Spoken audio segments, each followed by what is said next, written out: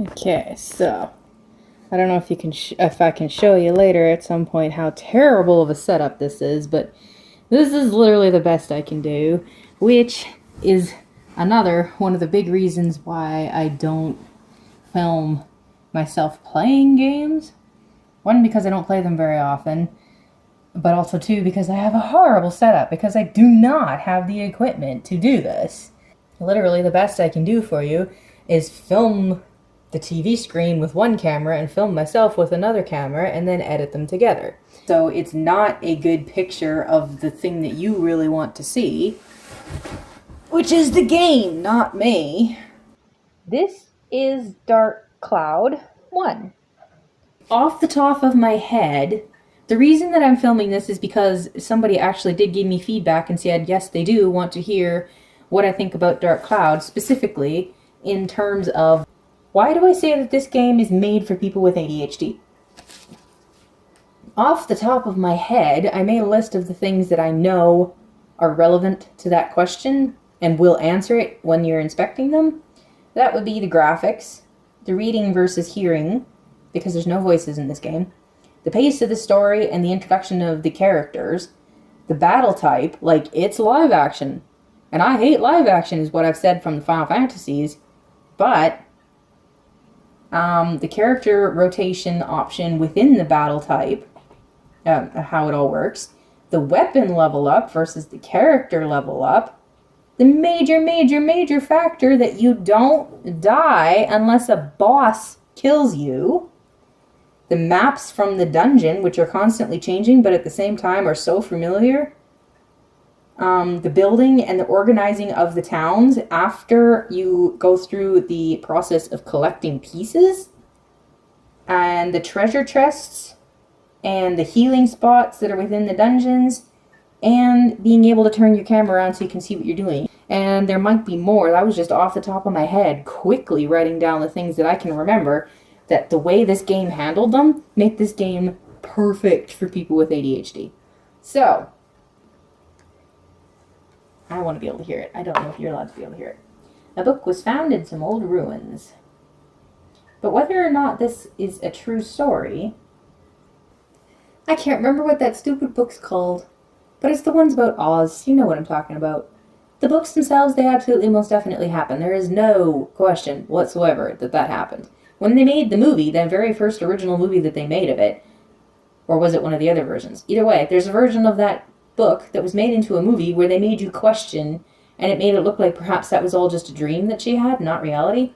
I don't like it when they do that. I do not like it. I don't know why. Maybe it's because my brain has such a hard time sometimes distinguishing between reality and fantasy world that's happening inside my head, because I am someone that gets so wrapped up in stories. This is why stories are so important to me and why I want to warn people about how you need to keep your brain on while you're doing it.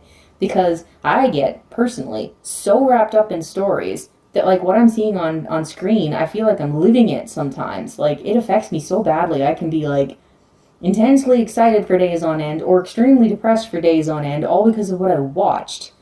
So, like, it's very important. And, like, I don't know, it just really bothers me when stories and movies don't make it clear enough whether this was reality or whether it was just all in their head. So that aspect of it, no, I don't like. That's got nothing to do with ADHD. And the hero of this wondrous tale, whose name is... You get to pick it. Dran is adorable. He's literally, it's like, he's so cute. Like I said, with the graphics. This is not the dance I like. Like, this is pretty incredible graphics for the time period it is, and pretty wow the way they did it.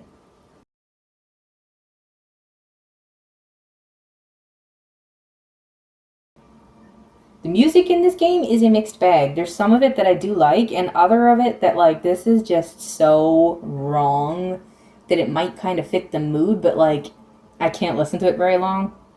Like, on the ship later, it's piano music, and it literally puts me to sleep. I'm like, I cannot listen to this. I have to turn it basically off. Flag, sir, do you know the legend of the dark genie sealed in the urn? Of course. How much money do you think I put into acquiring this urn?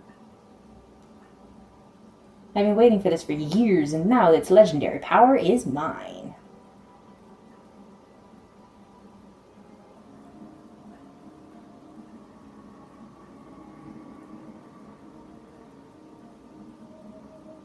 we'll get back to that character. This guy, the ancient dark genie. And I missed what he said. Hey, who are you guys?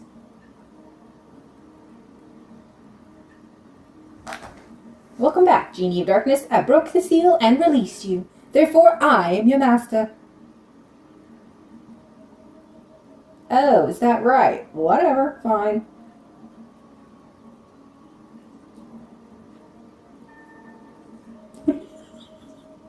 Grr, yes, that's right. I haven't eaten in 400 years. Darn, I have to eat something. I need that. And I missed the last word. Got you. Huh? Okay, seriously, this is freaky. This is oh. What is with that tongue? What is with that hole? Oh my gosh! Wah!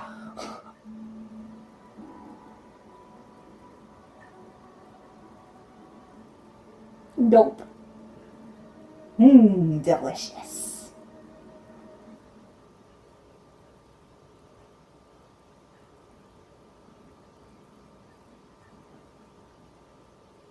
Skip, yes, no. I just wanted to pause it for a second. What did I want to say? I just have to think for a second. The graphics in this one. When I was talking about the graphics, that's the kind of thing I'm talking about. There's two things that have already been showcased here. Graphics and reading versus hearing. Okay. There are some things about games that have voices that I love because voices are super important. But, like, I mean, they do a lot of things in terms of connecting with people and having, like, emotional responses and, like, all kinds of stuff. I love voices, right? Like, Cloud's voice, for instance. I love that character already before he had a voice. I already loved him. And then when he had a voice, like, my love of him went skyrocket even higher because of his voice, because of the inflections and the tone of it. Like, the Japanese or English with Cloud's voice in Advent Children, those voices that are used there, the ones that are used for the majority, but not all of what Cloud is in, but the ones from Advent Children and whichever other ones he's in is what I'm talking about.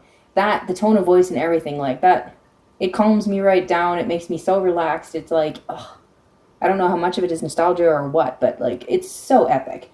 But there is a specific type of value, I firmly believe, there's a specific type of value in the games where the person playing it has to read it rather than listening to it.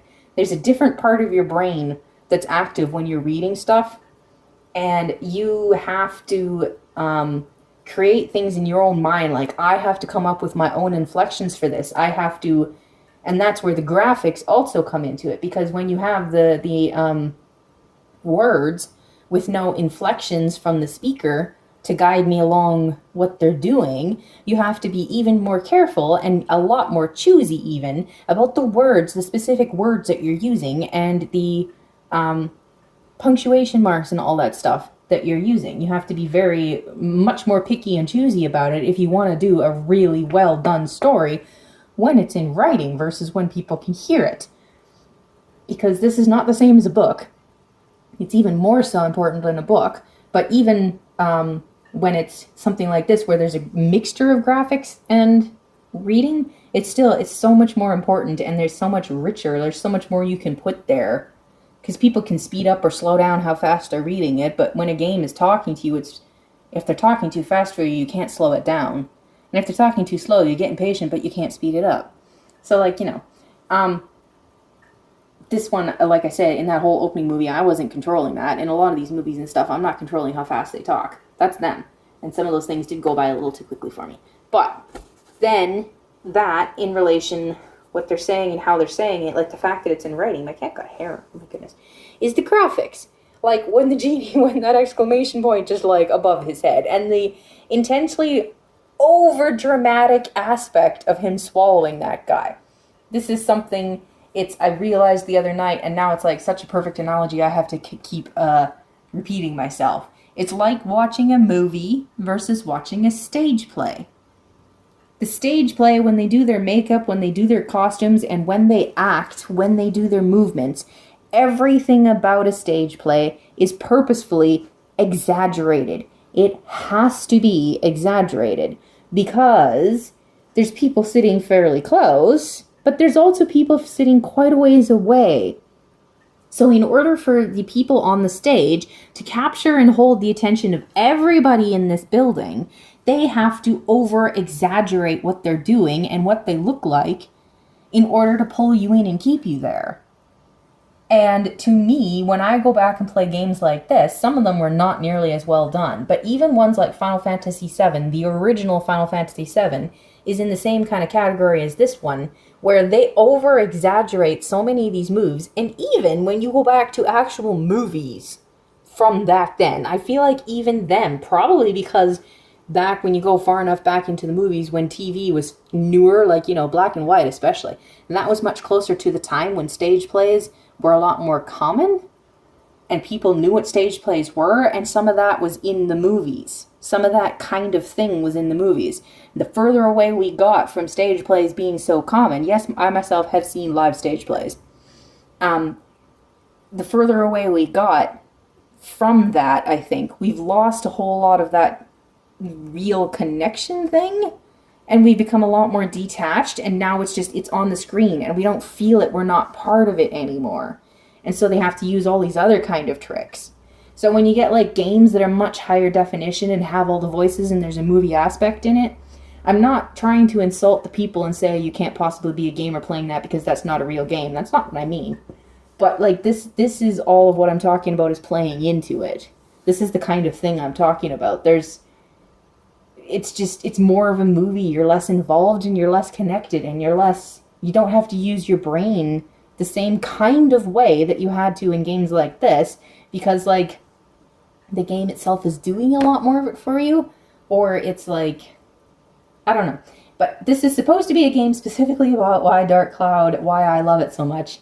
Okay, why I love it so much, and why it's so perfect for people with ADHD. I guess there's two goals within this, and those are connected, but I guess like stuff like this, it's also a little bit disconnected. But the graphics, this is what I'm talking about. Toan, to me, is like beyond adorable, and it's so funny. This is one of those games, there was one of the I think it's Chrono Cross, my sister said. Chrono Cross is the one where Chrono doesn't talk. Everybody else in the game talks, but he doesn't say anything. I think it was that one. That's the only other game I can remember where he doesn't talk, and it was a little bit annoying. They didn't do it very well. In this one, there's something about the way they did it that even though Toan never says a word, there's several times where he says an exclamation mark, but they did the graphics so good with him, because like his face reacting to things and the way his body moves and stuff when he reacts to things, I am completely connected to him. Like, gaming characters, favorite characters, Toan is one of my favorite characters. Like, he's really cute. It's literally the only time you see him without that hat on for the entire rest of the game. He's so cute!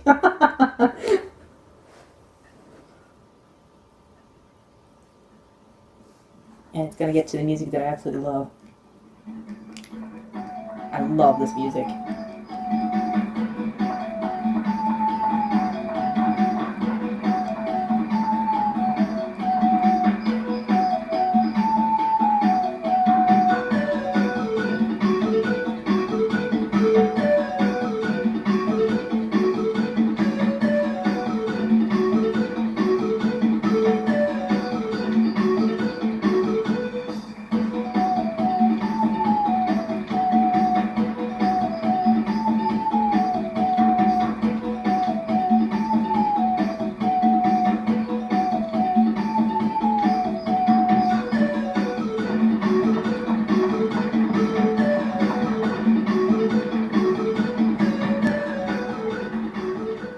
And it's already over. It is super incredibly short, so if it lasted much longer, I probably wouldn't like it as much, but I love it. I love it. That's the best song in the entire game. That's the only place you get to hear it. Sucks. Look at the insect squirming about. Start there. Creepy, creepy, creepy dude.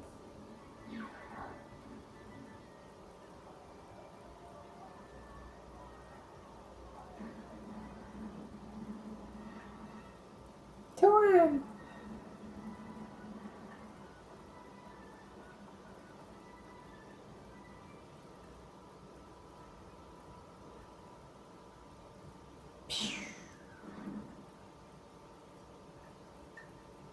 Well, that's it. That's the end of the game. Toan's dead.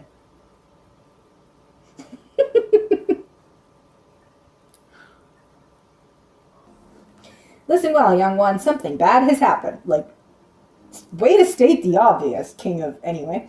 You saw it. Your own village being destroyed right before your eyes. And look at Toan, by the way.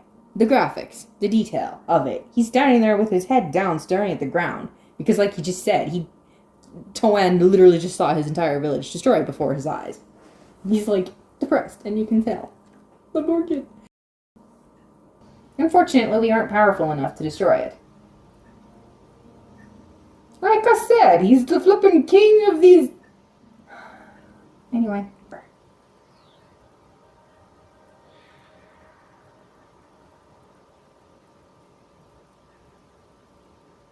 There, surprised? Yeah, we saw that all over his face. That's called the Atlamelia. It's a stone with a magical power. Oh, don't look that way, boy. I'll explain it now. It might get too bright in your eyes for a moment. See, you have to watch Toan. Whenever he's on screen, you have to watch how he reacts. Just now. Watch his reactions. I love the graphics in this game. Just before the village was destroyed by that genie, I saved the buildings and people by sealing them into spheres called Atla. It seems those Atla were scattered all around by its tremendous magic power. They were probably blown to different places around the world. Okay, anyway. Absorb that which I sealed in Atla using that Atlamalia and bring them back. Then you'll be able to restore the world to its original form. You may even be able to create an even better world than before. You don't seem to understand anything I'm saying. Oh well, I'll give you another lesson when you acquire some Atla. Look at the one. So long. Poof.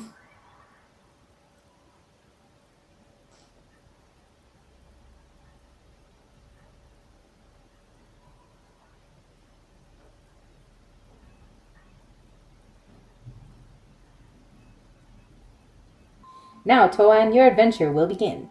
First, go to the village chief's house. He'll show you where to go next. Just drop that bombshell that, oh, you thought everybody was gone? No, well, not quite, because the, village head person is still here. You know what? My goodness, it all of a sudden got really dark in here. I think I need to turn some lights on. Let's just listen to some music for now. This village's music I like.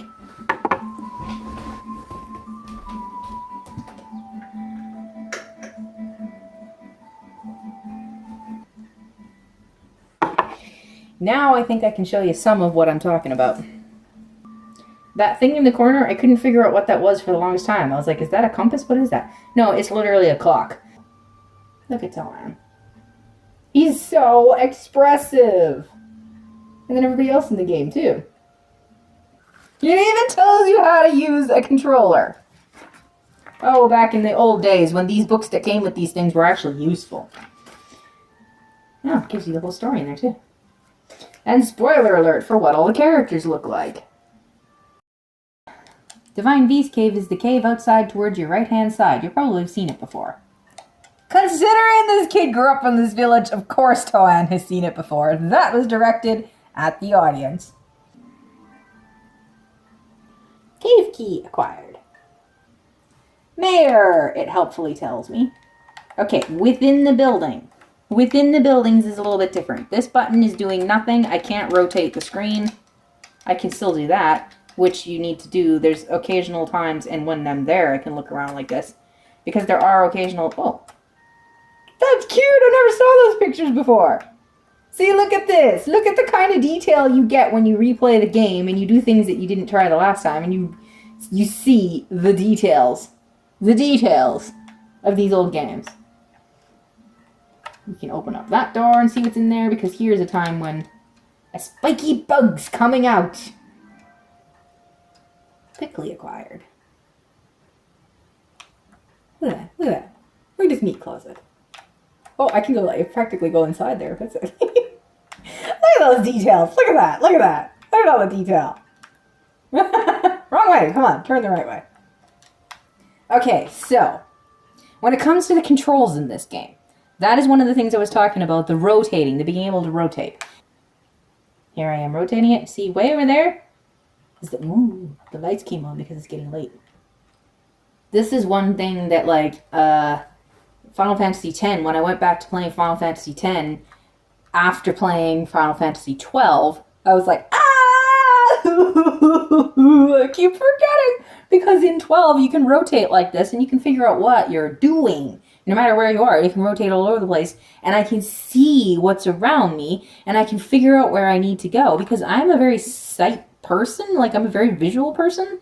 So then when I go and play something like 10, and I think, if I'm correct, that was one of the things in Dark Cloud 2, you actually can't rotate. Not the same way, at least. There was something different about it. But then I'm trying to play 10, and they choose what angles to give you, and it makes it really hard for someone like me. For one thing, I'm very, very, very curious. So I like being able to see what's going on around me, what's happening. I like to be able to explore for myself. I like to be able to be guided a little bit, because if you give me too much freedom, then I'm like, well, I have no idea what to do. Where do I start? What's going on? In this game, they're actually really good at guiding you, because they give you time to, like, just explore and figure things out for yourself. I can go into my menu right now, and I can explore what's in each of these things and what this means. I can do this for myself. I can even go to the diorama parts. Like, what even is a diorama part? What does that mean? The king guy hasn't told me what on earth a diorama is. I don't know what any of that is. Allies? It's all question marks right now. Like, what is this thing? But I can explore it to a certain extent. I can go and look at my weapon. I can, like, check this stuff out. I'm clicking all of these things, and I can do any of this that I want to do, and the game hasn't told me anything yet. So on one hand, that's a little bit annoying. On the other hand, they already told me that I don't need to look at this stuff yet. Just go and do what they told me to do, and they'll explain it. And they do. As things comes up, once I have some stuff, he told me to go get Atla, and the mayor guy, well, he told me to go and talk to the mayor. The mayor guy told me that it's in the cave. So they told me where to find the answers. They're leaving it open for exploration, leaving it open for me to use my own brain, but they're also guiding me in a way that is helpful and useful, because they're telling me enough of what I need to do and where I need to go. There's tons of stuff they haven't explained, but I don't need to know that yet. If I want to explore it, I can. They're not closing it off from me. He said he put the items I might need in my bag. So I go to my bag, what's in here? There is a cave key, there's some water, there's some bread, there's some repair powder, there's an escape powder, there's an antidote, and there's a prickly. When it crawled out of the cupboard, you're like, huh? You go and look in your thingy, oh, look at that, it's fishing bait. And over here, you've got your weapon, a dagger, fairly easy to use, default weapon. And over here, attachments, what are those? We'll find out later. And you can see over there, there's like the heart, your health, there's your weapon's health, and there's your thirstiness.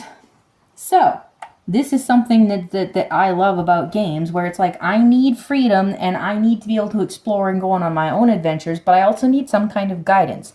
I am one of those people, like, especially because I'm ADHD, that's probably the big reason it is, where I get really frustrated when the game is just, like, holding my hand like I'm a baby. Or it's, like, literally doing everything for me. And I'm like, would you stop? I want to be able to do something here. If you're going to do it all for me, then just make it a movie. I need to be able to do stuff. But also, I need guidance. Because if you leave it way too far open, then I'm like, I don't know where to start. I don't know where to go. I don't know where to... So this game here, to me, this one, gives me a perfect balance of guiding me and, like, explaining things. In a few places, it doesn't as well. It gives me a nice big exclamation mark when there's something there for me to do. So all of that is something that's extremely, like, it's important to me, and keeping in mind, like, when I have ADHD, so I'm pretty sure a lot of this has to do with ADHD. Like, did you see that sun reflection that comes into the game later? That's important later. I was pressing it wrong, but oh. Yeah. See, that was another thing I like. It comes up, the treasure chests, with how clear it is to see this entire area here. Once the treasure chests show up, it's all the way across the map, but it's so obvious I can see it. I'm spending so much time. It's already the afternoon of the second day. Oh my goodness. It's a good thing that it does not matter how long you take to play this game. The time of day that it is matters in a few different places. I can't remember where and why right now, but they give you slightly different things, but how long you take to play the game doesn't matter. This is a cave. There's a forest later. There's literally a sunken ship. You're underwater on a sunken ship. this is the thing too. This game, another reason why it's really helpful for ADHD that I just thought of that wasn't on my list, is the repetitiveness of it. You fall very quickly into a repeating pattern that becomes very familiar to you, and the more familiar it is, the more comfortable you are because you already know what to expect and you already know what to do. It's very, very repetitious in this. However, it's not repetitious in a boring way because the characters are being added to. So you have new people. Every time we repeat another cycle here, we get another character. Almost every time. And the cycle that's repeating that you get very comfortable with because I know what to expect. Okay, this is like you start off in a place that's been broken. You find a character that still managed to survive because in every single place there's one at least. So you start off by finding the one person that isn't sealed away, and they kind of give you an idea of what's going on, and they tell you where the dungeon is. Then you go to the dungeon. You have to fight monsters while trying to get to the specific level that has the big thing that's going to finish this circle for you in it. And while you're in there, you're supposed to be finding the Atla, and you're collecting the Atla. While you're collecting the Atla, you get to build the town back up. You get to put everything back in place. While you're putting back everything into place, you're meeting characters and talking to them. You're finding out from them what it is that they want, an idea of what they want the place to look like, etc., and what you need to do to make them happy and get this complete. And you're also finding out, like that one character that gets added to your circle, you get to find out their story. And then they travel with you and you go to the next place and you repeat. This is a cycle that you repeat every time. But see, it's a repetitious circle, so you know exactly what's coming next, so that you can get comfortable and you can start auto-playing a little bit, and that is a key factor in this game. There are so many places, because there's no voices interrupting you, it's just reading, because the story segments are in specific spots and you pretty much know when they're going to happen. They don't just out of the blue all of a sudden jump out at you. And because there's so many places and opportunities, so many dungeons for you to go to fight in, some of them are way easier than others, and you can just kind of mindlessly go in there and do your thing. And because of other things that I'll show you, the fact you can't die, you can lose your weapon, we'll get to all of this, those things make it really easy for you to just kind of autoplay it. And this is a huge thing when it comes to ADHD, and especially on a day when you're feeling brain dead, like I am. It's super easy to play and have fun with, but at the same time, zone out while you're doing it, and you're not in danger of losing your game because you can't die. And all of this kind of stuff. Like, it is so good for that. Like, it's kind of a mix of, I mean, like, these days you might have to play something like, they call them the mindless games because they're the games that you just kind of mindlessly do. This one has aspects of being mindless where you can just kind of zone out, but there's much more to it than that at the same time, and this is a super, super helpful and cool mix that I absolutely love. That is one of the main reasons why, another one of the big reasons why this game is so perfect for people with ADHD. Because of that repetitive cycle. We're like that. We need repetition. We need our habitual routine. That's the word. We need our routines. We need to know where we put things. We need to have it in the same spot. We need to know where to find it, and once it's there, it doesn't move on us. We need to have this repetition that we can fall back on and rely on when our brain suddenly switches off on us. And that's what you get in this game. You get a very, very predictable repetition pattern. But at the same time, we also need fresh, new adventure to keep things exciting and different. And every time within this cycle, because of the new characters, and because of the new style of building, and the new map that you're trying to lay it down on, and because every dungeon is different, because you're in a forest over here, you're in a cave over here, you're on a ship over there, and there's other ones, they make the maps all look very different. But within the maps, you get used to the different floors. They're all like, there's so many more details that we'll get into. But this is what I'm saying makes it such a perfect game for people with ADHD, and these are the reasons why.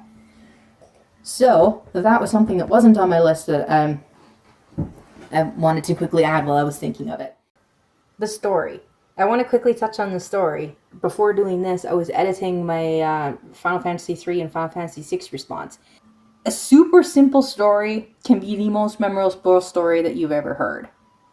I didn't mean to imply that just because it's simple makes it forgettable. Because the story in Dark Cloud is extremely simple.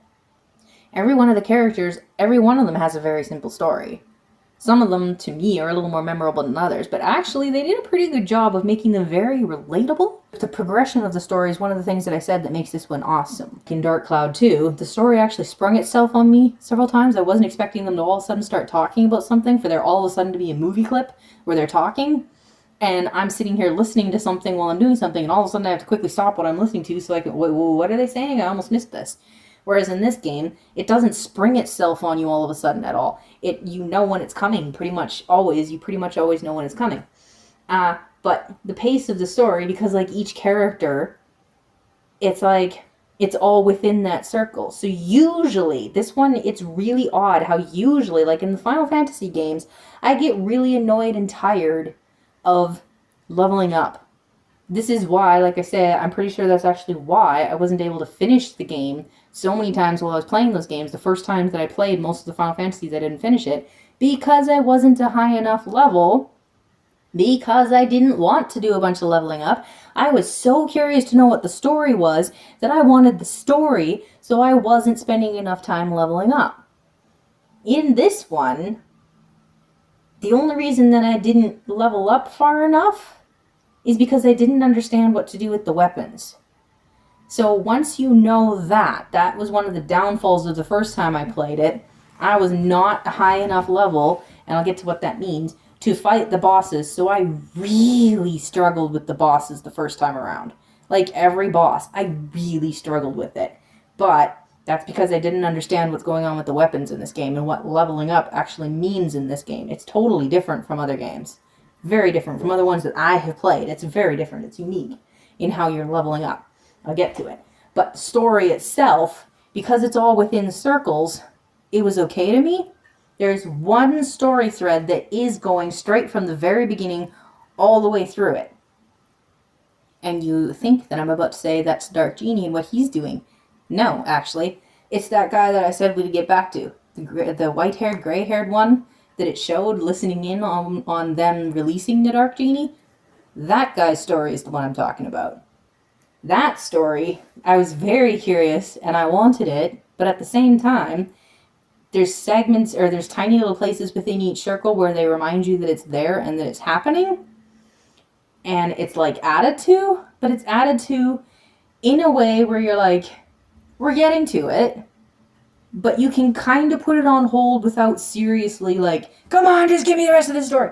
I think maybe I was a little more impatient the first time around to know, because like his character type is one of my favorite kind of character types. So I was like, I want to know about him. And there is, like, because you add 6 characters, there's 6 circles. This is the first one, where you, like, 6 circles of adding characters. This is the first one, because like I say, it's not Toan, it's actually the cat that you're adding. What was I trying to say? Oh, his story thread that's running through it, that's the last circle. The complete of what is actually going on there, that's the last circle you get to. That's what I mean by the pace of the story and how it actually even plays into working really well for people with ADHD. And that's what I was saying. The fact that it's so simple. It's so simple. Each one of the characters is a very disconnected story. They don't have anything to do with each other. But the main one, the one that's the thread that runs all the way through, that character that you get at the end of it and you see his story is even super simple. It's like really simple. However, the simplicity of them, they touched on very specific, very personal, very relatable things in real people's lives. And that touches you deep enough that I'll always remember that guy's story. Especially his story. It's super simple, but it's so relatable. And it really does touch you deep. Now, finally, after all that talking, what day would I be on by now if I hadn't paused it? Wow. Anyway, let's show examples now. Let's actually go into the dungeon and see what happens when you do certain things. A big keyhole. Use item with square. Press square. And it comes up with this thing. And then you select the cave key and in you go.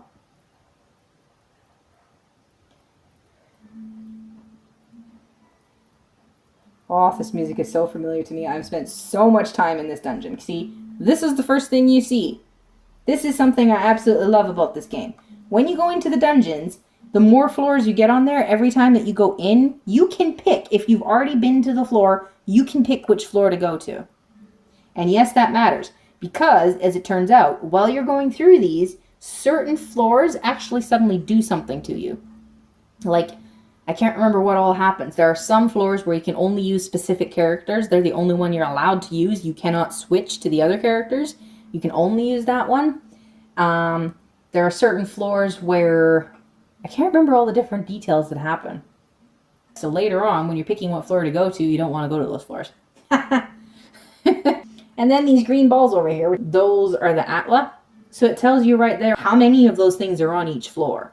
And then that very last number there, that tells you how many monsters you fought on this floor.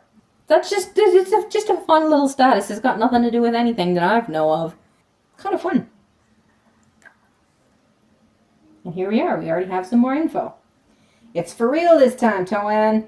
First, to advance to the next floor in a dungeon, acquire a gate key for the door leading to the next floor. Each dungeon has a different gate key. For the Divine Beast Cave, Dran's crest will be the gate key. See, that's another thing. It's a repetition, and yet it looks different, because in every place you go to, when he says each dungeon, see, they use the word dungeon. Each dungeon, like when you go to the forest, there's actually 3 options, and you don't know which one's actually the key until you try them at the door. So there's a key, but what does the key look like, and how do they use it? It looks different in each cave. The gate key is almost always carried by a monster in the dungeon. Almost always? It's always carried. To return to ground level, mind connect with me. In other words, speak with your mind. When you do this, I will transport your body to the ground level. Just select Leave Dungeon from the main menu. Next, it's on to the weapons. Be aware that weapons are breakable. See, this is the important part of this game. It's not you yourself, it's your weapons. The more you use them, the more it wears, and finally it breaks. Broken weapons will disappear. To prevent weapons from breaking, use the item repair powder. It will restore the WHP, which I don't even know what that stands for. The longer you use a weapon by repairing, the more magic it absorbs from monsters and thus becomes stronger. Oh, I cast a special spell on the dagger you have on you, so it will never disappear. Finally, the important stuff. That was extremely important. Oops, today's lesson ran a little long. That's it for the lecture today. See, they keep it short. They keep the tutorials very short. They give you really fun little pictures, and they keep it to the point of what you need right now. Some tutorials, like in Final Fantasy VIII, you couldn't skip the tutorial, and you couldn't make it go faster, and they were a little bit long. Like, I kind of forgot most of that until my sister reminded me, and yeah, it's a little annoying. I need tutorials, I need the options so that I have something to explain what's going on, the really important stuff. These guys are very precise in this game for precisely what you really need to know right now, and they give you really helpful diagrams. It's not just a bunch of talking or pointing at something. They give you really cute, really unique pictures while they're doing it, and they explain what you really needed to know. And then they go, oops, that ran a little long, knowing that the viewer's probably going, come on, I want to play the game. Now, Toan, show me your true ability on the quest. And he disappears and lets you play the game. Toan's expression, he doesn't need to say anything. That kid is so expressive that he doesn't need to say anything. Now, see, the leave dungeon option that he was talking about. Mind connect hindered by monsters. Use escape powder, yes or no. And it tells you down in the bottom corner there how many escape powders you have. See that tiny little, it's really, I can't point properly. But there's a little red dot there, meaning, oh, I can rotate. Yes! Yes! It's Dark Cloud 2 that you cannot rotate when you're in a dungeon. In Dark Cloud 1, you can, and that is so important to me. I need to be able to see where I'm going and what I'm doing. That little red dot, there's a pink arrow thing, and that's me, and it's showing where I'm going. There's a little red dot, that's an enemy. The green dot, that shows you the door you came through. You're looking for a yellow dot to leave. Up there in the top, at the right-hand corner, it tells you what floor you're on. There's a map. It gives you the entire map of the dungeon floor you're on. Right now, you can literally only see the part that you've explored. The other thing, even if you don't have the map, and most of the map you don't know what it looks like because you haven't explored not much, it shows you where all of the monsters are and where all the ATLA are. where's the one Atla that I'm missing? And you find that thing, it's like, oh, it's right over there. So you just go in that direction, even if you don't have the map yet. It is so cool and so helpful. Like, it's like a map without lines. And then across the top there, it's items you can use while you're fighting. They're in here. They're active items. My only problem with up there is the button. I wanted to use the key and I accidentally wasted one of my bombs or something like that. So be careful with that. That's a little... maybe not so ADHD friendly. But then you've got your health, and you've got your sword's health, and you've got how thirsty you are. The thirst, once that runs out, that makes your health run out faster. I didn't turn it. If you hit the circle button, it makes that on there, and it locks... Oops! Someone came up behind me. It locks you onto the monster that you're fighting. Hitting the circle button turns the camera. The circle button. Hitting the circle button turns the camera to what your character is facing. So if I'm facing that way, I can hit the button and it whips it around for me. Otherwise, I have to do that. So, there's an Atla. Ooh, can you hear that? Screech, screech, screech. Some of the monsters make sounds when they're near you. So even if you didn't realize where they were, if you weren't paying attention and you didn't know it, and you've got the sound up high enough, the screeching alerts you to the fact that there's a bat near. You're like, oh, wait a minute. And the bats are super annoying if you don't have something, a long-range weapon, because they poison you when they attack you. But see, I stepped further into that cave, and I didn't even go into the cave yet, but look how much of it showed up on the map for me. It just triggered it, showing it up for me. And what was the other thing I was going to say? Did you hear the music too? When I get into battle mode, the music changes. You get close enough to a monster. The closer you are to a monster, that music changes, which is another alert to the fact that there's a monster near, even if you can't see it yet. And see, these are things I'm telling you, this is ADHD related as well. How helpful it is. There's probably even people that aren't ADHD that find this helpful. But even when you, especially when you are ADHD and you're like, you're doing your thing or whatever, and you're not necessarily going to notice, they use these sound cues. They use the sounds the monsters are making, and or they use the music itself to alert you to the fact that there's danger right there and you got to pay attention to something. It's super helpful. Macho's house. And now here I have to pause and tell you. I'll show you in a second. There's two things. The randomness. The familiarity and the repetitiveness, and yet it's random. Because the maps, while you're in there. See this map that's appearing here? If I come back into this dungeon on level 1 again, it's not going to look like that. But there is a very, very, very familiar setup to the kinds of maps you're going to run into. Like this map, you see the two different doors are very, very close together. Some maps, you have to run a long, long, long way before you find the other one. Some of them have way more caves, and some of them are a lot more just like a long tunnel and then a cave and then a long tunnel and then a cave. But the maps themselves, even though they're very similar, and you understand the workings, the main underlying workings of them, at the same time, they're random. You don't know which map you're actually going to step onto. So it's very similar and familiar. You know what to expect. It's not shockingly, oh no, panic time, I don't know what's happening. But it's also different. So it mixes things up. And another one of these things, I know for sure that where the Atla is on the map, so which Atla you're going to run into first, so which one of them you get first does change, because the Atlas, which one is which, are all different on the map, partially because the map itself is different. Where these things spawn is all in a different spot. But that's another aspect that keeps it very fresh and different for someone that needs adventure and excitement, but also needs their routine and familiarity to keep safe in, even while they're on an adventure. And then, by the way, you can see how many different colors there. I was right that the reds are the monsters and the green are the Atla, but I kind of forgot the treasures. The treasures are also marked. I was thinking they were marked, but they're marked orange. So you have 3 different colors for 3 different things. So, I'll show you now. What I picked up is Macho's house. So if you go into here, and you go into your diorama parts, look at that. Look what's here. Instead of nothing, I have Macho's house. So when I go out later, I'll show you, you can put it down on the map. And things, treasure chests, are going to start appearing because of that. And over here, you have your circles. They have these question marks.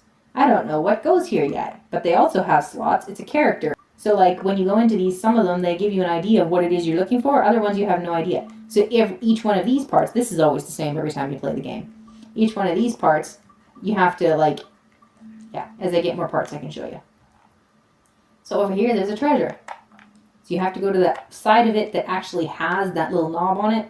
It doesn't work to go from this side. You have to go to the side that has the knob on it. Press X. And it shows you what you got. And the funny thing too, a monster's coming toward me. See? See? See? The musical cue. I'm not facing it. I can't see it. I saw it on the map over there. You can see that there's a red dot there that's coming up on me. But if I wasn't paying attention to the map because I'm doing other stuff, I'm not facing it. I don't know it's there, but the music let me know it's there. I was trying to say, each character, when you get them, they actually all open the treasure chest differently. Each one of them does it differently. So, you know, uniqueness. They made each one of them unique. They do things differently. They function differently. They do things differently. I might have to stop talking simply because, like, I'm starting to get into the groove of this, and I'm like, I'm starting to relax just by playing this. It's so familiar and so relaxing and so fun. I love this. I love this. Except I was turning it the wrong way. I had to get back into the hang of using this one. Look at that. See? I walked in here, and all of a sudden the whole cave appeared. And how many monsters and everything are in here appeared. Haha! The magical crystal. That's what I'm talking about. That's the other map. Look at that. Look what it did. All of those dots appeared. All of those red dots, the green dots, the yellow dots, all of that. That's what the magical crystal just gave me. To me, that is actually more helpful than the map is. Because it's giving me the direction of where I specifically want to go. Or need to go. The one thing that the map for sure tells you, aside from like, okay, the value of the map, it shows you where the exit is. So if you're not sure where the exit is and you need to get out of here because you're whatever, you want to get out of here, you want the exit door, there's one annoying thing. You don't die, but there is one annoying thing. If you don't get to the exit door and open it with the key the first time, then you have to come back to this floor. You can't go to the next one. If you've already been through the level and you have opened it once, then from there on, even if you're not done on this level, if for some reason you want to go to the next one, you can just go to the next one. It also gives you that thing that just showed up that I'll show you in a minute what that is. After I get rid of these whatnot. Super useful! And there you go, I got the map in the same place. And voila! Now you can see all of the dots, and now because of the map, the lines have been added. Yeah, see, that's one thing that someone that I showed this game to that also has ADHD, he made the comment that to him that map is very distracting because it's in his way. It's very much in your face and in your way. I personally don't find it that way, but he found it very distracting in the way. And I was thinking there was a way to make it turn lighter or something, but I guess, I mean, it looks like, I don't see it in the settings there. I'm pressing all my buttons and I can't do anything, and I don't see it in the settings here. So I guess in this one it stays like that no matter what. To me, that's still good, because it's faint enough I can see through it really easy and it's over in the corner. But there you go with differences between people that have ADHD. He found it distracting and wished that he could make it smaller or make it even more see-through. In Dark Cloud 2, you can make it smaller so you're only seeing part of it. Now I said I wasn't going to heal myself because I wanted to show you that you can't die, but his health right now, the maximum it can get is 70, and his thirst, the maximum it can get is 3 drops. How do you level those up? It has absolutely nothing to do with fighting. It is entirely based on the treasure chests that you get off the map. Out of the town. When you're putting the buildings down and stuff, treasure chests appear, and within those treasure chests, there are things that will up his maximum health and will up the amount of water he has. That is how you level up the character. The character doesn't level up from fighting. It's the weapon that levels up from fighting. Unique and different. Cool. Kind of frustrating, but kind of frustrating in the sense that, yeah, until you get those things, you're like, I just want some more water. When it comes to leveling up the weapons, to me, it's a better idea, like, to me, that's one of the things that actually makes it difficult. One of the kind of anti-ADHD friendly things is the fact that the more characters you get, the more you have to remember. What am I doing with whose weapon? What do I need for whose weapon? What point are they at? And what point am I trying to get at? The more characters you have, the harder that gets. So to me, the second time that I played this game, I did a ton of work on Toan, and you get her pretty quickly, so Zhao as well. Toan and Zhao. I did a ton of work with them first, so their weapons were already at a certain point. Like, I worked hard to get them up to a certain point before I even got Ruby. And then when I got Ruby, I had to start at the bottom with her. Toan and Zhao were really good if I suddenly, like, no, I just need my really strong whatever at the moment. But, like, I had her, and whichever place you go to, you can easily back up. So, like, each dungeon is kind of, they all got their own hard things about them. They aren't necessarily each getting harder. In a sense they are, but in another sense it's more what kind of monsters. Because the forest, for instance, has, like, the witches that, like, throw these poisonous apples at you. And it has a couple other monsters. The forest is one of the trickiest ones to me because it has some really tricky monsters. It's not so mindless. You have to pay a little more attention with some of those monsters. This one that you're doing right now, it is so easy, and it remains really easy. So, like, for leveling up Toan and Zhao's weapons and getting them really high, and even Ruby, you can bring her back here and do a whole ton of leveling up on the weapons for her, too, because it's so easy in this dungeon. It does get a little harder later because it does take time for the weapons. What is it? That bar up there in the corner there, there's the red line that's showing the health of the weapon. Right below that, there's that blue line, and that line is showing you how close this weapon is to being able to level up to the next level. So the higher of a level your weapon is, the longer it takes to get it to the point where you can level it up again. So the monsters in this one don't give you much on that blue line. That's the only downside. The easier the dungeon is, the closer to the beginning of the game's dungeon it is, the later dungeon monsters give you more faster on that blue line. That's the only downside. The next thing is this right here. This is something that I wanted to explain as being incredibly ADHD friendly helpful. Like, incredibly so. Especially because there's only so many items you're allowed to carry. Watch what it does. It's glorious. Ta-da! My thirst and my health right back to 100%. Yes! And like, it's obvious on the map there, you can see it. It's a little blue circle. And of course, I love swimming. I love water, so I'm like, ooh yeah, I'll just sit here and chill. And another thing that makes this right here really helpful and cool is the fact that if a monster's standing right there, he can't touch me. The monsters cannot attack you while you're standing on whatever. It looks different in each dungeon. Sometimes you're standing on something. Right now I'm standing in water. If there was a monster in here, it can't touch me. And sometimes there are some maps where there's actually two of these things on the map. Oh, I love it. So, off to another area.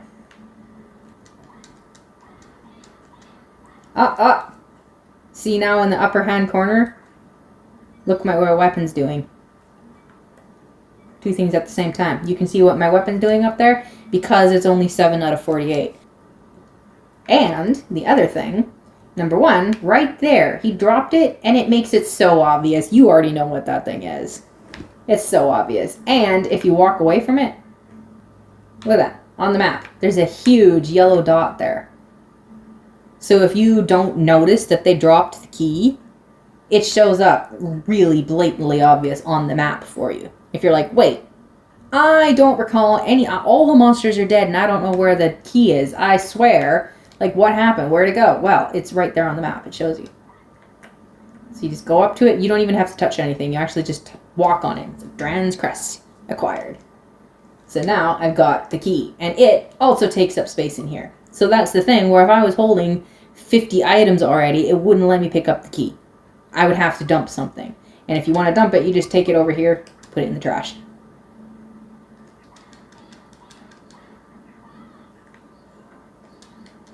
Oh, did you see that? It disappeared too fast. Down in the right-hand corner, it told me the abs is full. I do not know what abs. Absorption? Maybe? The abs is full. So if you look up at the top right or left-hand corner again, that blue bar underneath there, it's full. By this point, there is literally no point in fighting monsters if you have a weapon that's full abs. I've already picked up the key. So at this point, I can literally turn around and leave. I do not need to fight these monsters. I have the key, and my weapon is full. If I have attachments on it, and I am prepared and ready to level it up, then I could run into my menu, like I could literally, in the middle of a fight, go in here and do this right now. At the moment, there's nothing on it. Therefore, upgrading would do absolutely nothing. It would be completely useless and stupid. If I had all of my things on it, I'll have to show you later what that means. If I had everything on it and I was ready to upgrade it, I could upgrade it and then continue fighting those monsters. Also, it showed up right in the bottom right-hand corner there. It told me that I was poisoned, and up in between there, it tells me that I'm poisoned. So as I'm running around, I'm losing health. But one of the most helpful things, like I say, these little things here are so helpful because it does not cure the fact that I'm poisoned. But if I currently don't have an antidote, so I cannot heal myself, and I don't have much bread or don't want to, like, whatever, I don't want to waste my bread healing him, if I had other characters to go to, I could switch to one of the other characters and run around with that character. But as soon as I see a monster, I can switch back to him and use him just to fight him, and then switch back to the other character again. That saves you that way. That's two ways that save you if you're poisoned and you don't have an antidote or anything. I know this game really well, because I've played it how many times? At least twice. I was almost done it the first time, and I did finish it the second time. But I feel like I know it so well. Because, like, that's the thing. That's why I say it's so ADHD friendly. Even if I've only played it twice, it is so predictable, even though there are all kinds of things about it that you make it unique all the way along the way. You know how to play it. It's so quick to learn how to play. It's a little bit overwhelming at first, yes. But especially if there's a couple things, even right off the bat, some people would catch on quicker than others. But it's just so much fun to play. And now I've got another road, but there's another monster there. Ha ha ha. Ha ha ha. Toan, nearly destroyed. Is nearly destroyed. I didn't mean to, but there you go. One monster, and look what it does. There I am, coming out of the gate. Can't pause it. It's going to continue with the story now, because the first time you come out of the dungeon, now he's going to explain to me how the diorama thing happens. But that is what happens if you die.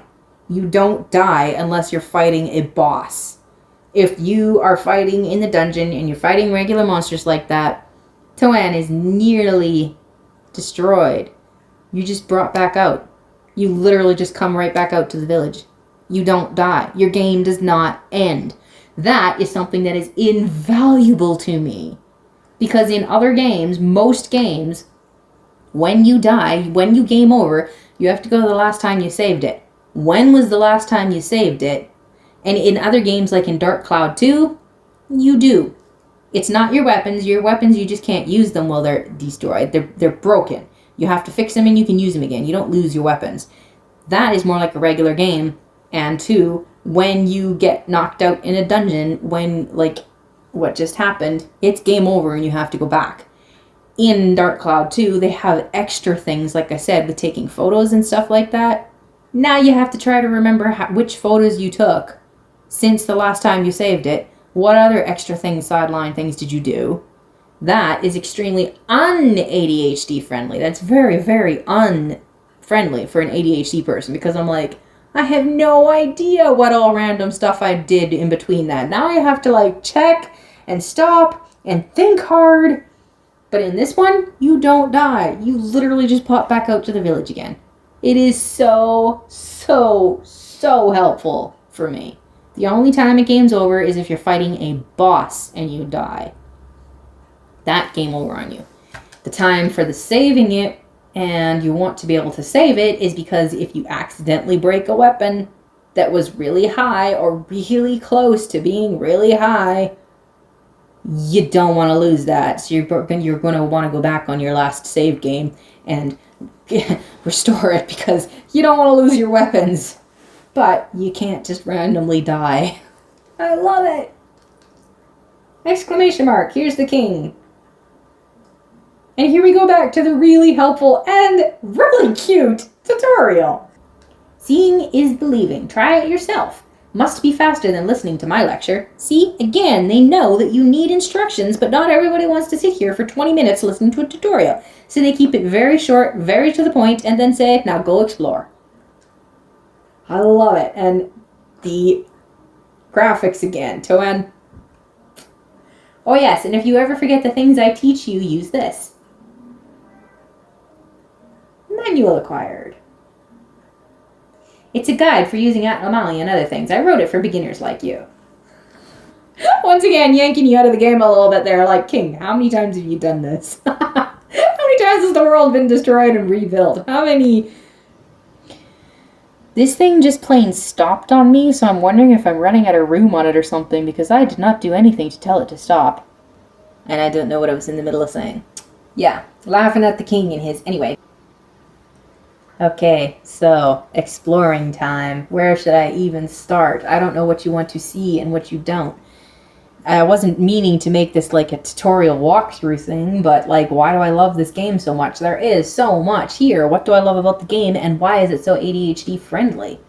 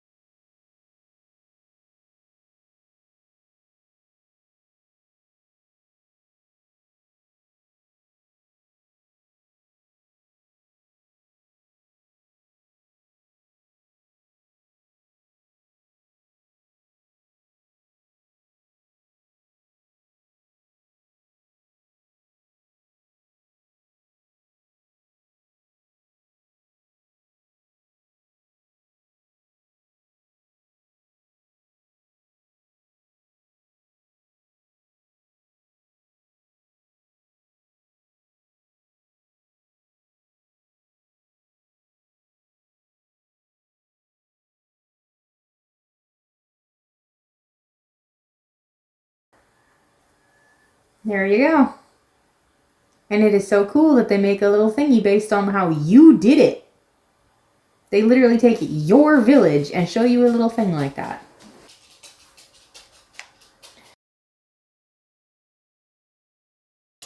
I think I've basically shown you everything from this point. I don't want to give like too many from here on out I don't know how much more specifically you want to actually watch, because I'm going to record some of the villages and whatnot later on so I can show you what I was talking about when I was explaining things. But I don't know how much more you have the story you want to see, for instance, because I don't want to be like spoiling things for you. So, that's the Norun village, and like I say, that is basically one complete circle. Now I've got all these other circles to do. My next stop is the forest, one of my favorite places, really. I already said. Next spot is the forest. It proceeds in pretty much exactly the same way. The next spot after that is the seaside place, etc.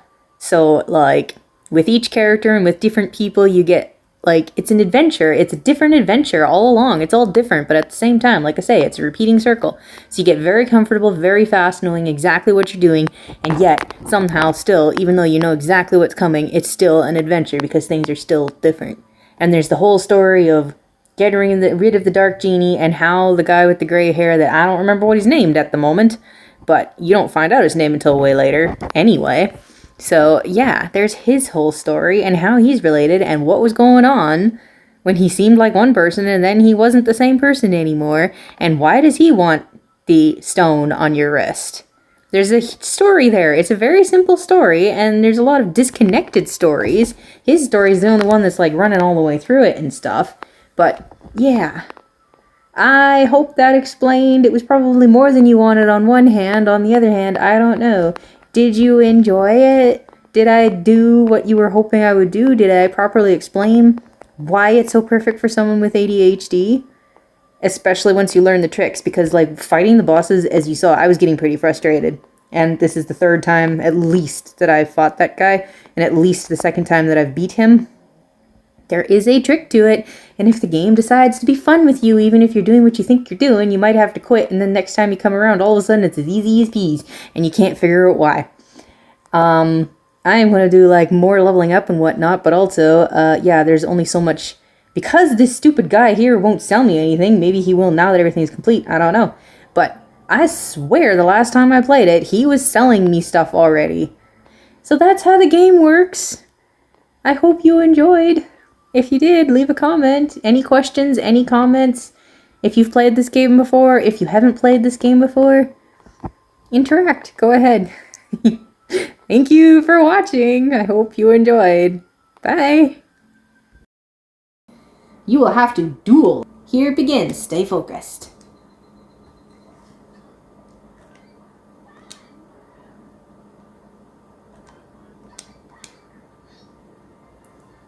See, the first one is really easy. Really, really easy. Easier than I remembered. Easy.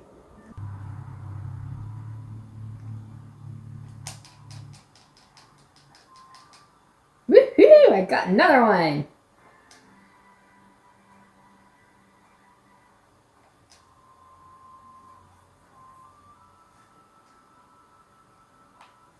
Now I'm out of bait, so I have to quit.